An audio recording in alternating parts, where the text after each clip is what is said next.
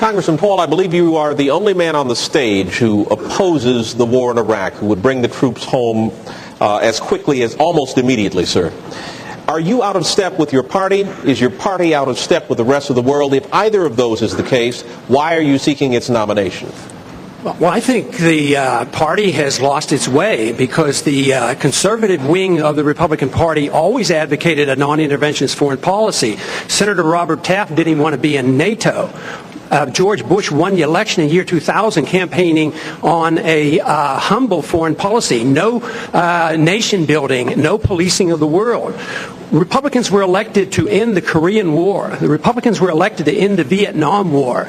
There's a strong tradition of being anti-war in the Republican Party. It is the constitutional position. It is the advice of the founders to follow a non-interventionist foreign policy. Stay out of entangling alliances. Be friends with countries. Negotiate and talk with them and trade with them.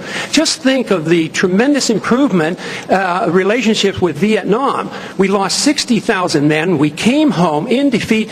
Now we go over there and invest in Vietnam. So there's a lot of merit to the advice of the founders and following the Constitution. And my argument is that we shouldn't go to war so carelessly. When we do, the wars don't end. Congressman, you don't think that changed with the 9/11 attack, sir? What changed?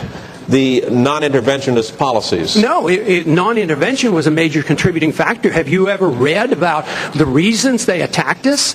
They attack us because we've been over there. We've been bombing Iraq for 10 years. We've been in the Middle East. I think Reagan was right. We don't understand the irrationality of Middle Eastern politics. So right now we're building an embassy in Iraq that's bigger than the Vatican. We're building 14 permanent bases. What would we say here if China was doing this in our country or in the Gulf of Mexico? We would be objecting. We need to look at what we do from the perspective of what would happen if somebody else did it to us. Are you suggesting we invited the 9/11 attack, sir?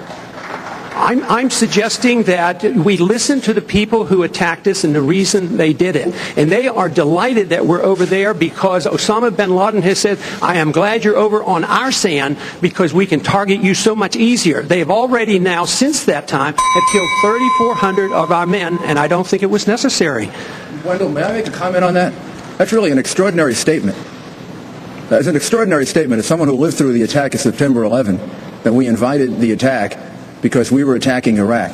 I don't think I've ever heard that before, and I've heard some pretty absurd explanations for September 11.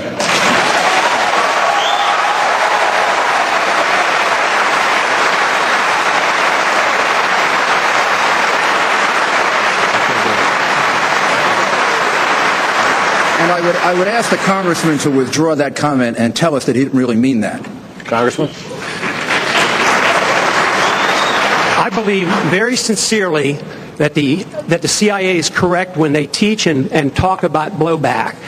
When we went into Iran in 1953 and installed the Shah, yes, there was blowback. The reaction to that was the taking of our hostages, and that persists. And if we ignore that at our own risk. That if we think that we can do what we want around the world and not incite hatred, then we have a problem. They don't come here to attack us because we're rich and we're free. They come and they attack us because we're over there.